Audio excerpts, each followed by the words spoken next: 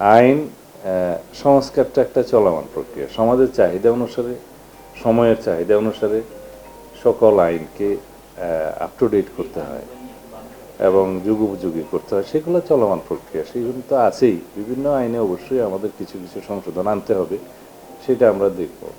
আবার কিছু কিছু ক্ষেত্রে এটাও চিন্তা করতে হয় যে খুব সংক্ষিপ্ত বিচারের মাধ্যমে আবার অবিচার করা হচ্ছে কিনা, বা এমন কিছু হয় যে আমরা খুব কঠোরতম আইন প্রণয়ন করলাম, প্রয়োগের ক্ষেত্রে সেটা আবার মিসইউজ হচ্ছে কিনা, অপব্যবহার হচ্ছে কিনা, এগুলো সবগুলো লক্ষ্য রাখতে হয়।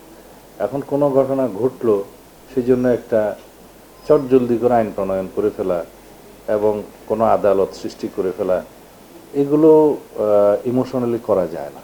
এটা বৃহত্তর ক্যানভাসে দেখতে হয়।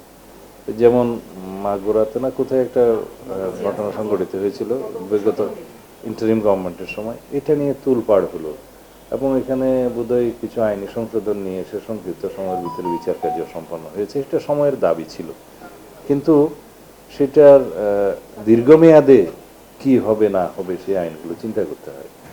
শিশু ধর্ষণের ক্ষেত্রে আদালত প্রতিষ্ঠা করা হলো, একটা ট্রাইব্যুনালের করা হলো। দেখা গেল সেই একই এখতিয়ার নারী ও শিশু আদালতে দেওয়ার মতো বিধান করা যায়, আদালতের সংখ্যা বৃদ্ধি না করেও। কারণ এখানে রেভিনিউ এক্সপেন্ডিচারের বিষয় আছে, আদালত সেট আপের করার বিষয় আছে, জনবলের বিষয় আছে। তখন দেখা যাবে যে 64 ডিস্ট্রিক্টে আদালত আমরা করলাম, ট্রাইব্যুনাল করলাম, দেখা যাবে মামলার সংখ্যা কোথাও 2টা, কোথাও 10টা, কোথাও নাই।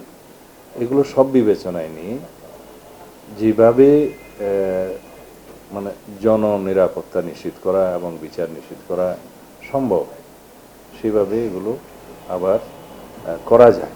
কিন্তু ওই সাময়িক সময়ের জন্য জনগণের যে ক্ষোভ, সেটাকে মেটানোর জন্য যদি আমরা সব বিষয়ে দ্রুততম আইন প্রণয়ন করি বা আদালত সৃষ্টি করি, সেই বিষয়টা আমার মনে হয় সকল ক্ষেত্রে সঠিক নয়।